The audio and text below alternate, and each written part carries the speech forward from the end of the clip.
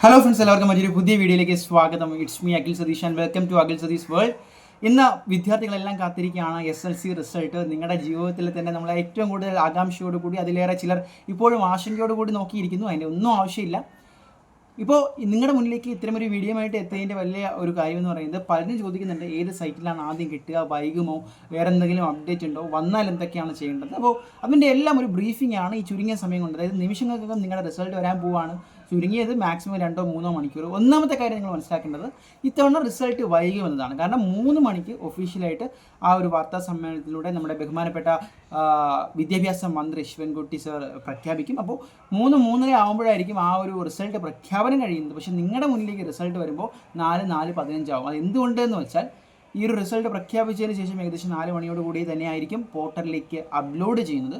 അതിനുശേഷം എല്ലാവരും ഒരുമിച്ച് നോക്കാൻ പോകുമ്പോൾ അതിൻ്റേതായിട്ടുള്ള സാങ്കേതിക തടസ്സങ്ങൾ ഉണ്ടാകും. അപ്പോൾ നിങ്ങൾക്കൊരു 4:15 കൂടി കൃത്യമായിട്ട് എല്ലാവർക്കും റിസൾട്ട് അറിയാൻ കഴിയും. ഇനി മറ്റൊരു പ്രധാനപ്പെട്ട കാര്യം, റിസൾട്ട് നോക്കുന്ന രീതിയാണ്. അപ്പോൾ ഒഫീഷ്യൽ വെബ്സൈറ്റിലൊക്കെ പോയി നോക്കുന്നതിനേക്കാളും എല്ലാവരും ഇപ്പോൾ തന്നെ നമ്മൾ കഴിഞ്ഞ വീഡിയോയിൽ പറഞ്ഞ പോലുള്ള സഫലം, PRD ലൈവ് പോലുള്ള ആപ്പുകളെ തന്നെ ആശ്രയിക്കുന്നതായിരിക്കും ഏറ്റവും നല്ലത്. പ്രത്യേകിച്ച് PRD ലൈവ് നിങ്ങൾക്ക് റോൾ നമ്പർ മാത്രം അടിച്ചു കൊടുത്താൽ മതി, വ്യക്തമായിട്ട് അറിയാൻ സാധിക്കും. ഇനി റിസൾട്ട് വന്നതിന് ശേഷം എന്തൊക്കെയാണ്, റീവാലുവേഷൻ ഉണ്ട്, അതിനുശേഷം +1 അഡ്മിഷൻ കാര്യങ്ങളുണ്ട്, മറ്റ് സർട്ടിഫിക്കറ്റുകൾ, ഏതൊക്കെ കോഴ്സ് +1 എടുക്കണം എന്ന കൺഫ്യൂഷനിൽ നിൽക്കുന്നവരുണ്ട്. എന്തായാലും എല്ലാവിധ അസിസ്റ്റൻസും നിങ്ങൾക്ക് ഉപകാരപ്രദമായിട്ടുള്ള വീഡിയോകളുമായിട്ട് നമ്മൾ വരുന്നതാണ്. ഇത്തവണ വിജയശതമാനം കൂടുമെന്നും പക്ഷേ A+കളുടെ എണ്ണം ഒരുപക്ഷെ കുറയുമെന്നുള്ള റിപ്പോർട്ടുകളാണ് നമുക്ക് ഇപ്പോൾ ലഭിക്കുന്നത്. കാത്തിരിക്കാം. ഏറ്റവും പുതിയ വാർത്തകൾക്കും വീഡിയോകൾക്കും ചാനൽ സബ്സ്ക്രൈബ് ചെയ്യാൻ മടിക്കരുത്.